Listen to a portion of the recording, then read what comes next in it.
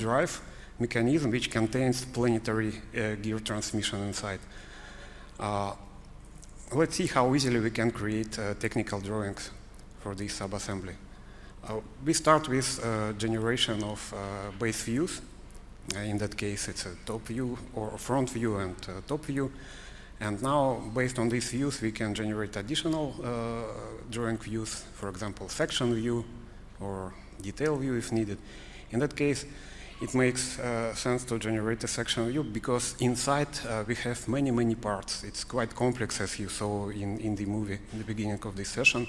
And we will see on this section view that every part has its own H angle, which allows you to easily distinguish them. If they are made of different material, we could see different H patterns also applied to it. And also, following international drawing standards, we do not section standard parts. Ilya has just switched to 3D to show you that bearings and bolts are not sectioned. Of course, it's a property, it's a configurable property of every component to be or not to be sectioned. Of course, making such sections is just one way to explore what's inside your assembly.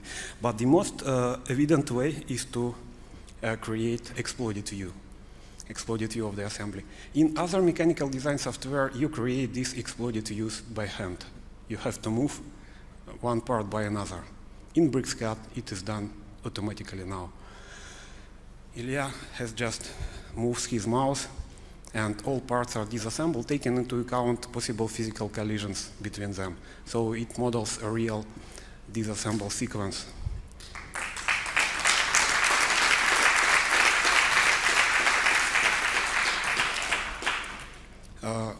Now we will generate a drawing view from this, but I just want to say that behind this technology there are many other features. We are very limited in time for this general session, so I'm inviting everybody who is interested to attend our in-depth technology session after lunch, when we will show much more about this automatic exploded representation, including animation of disassemble sequence.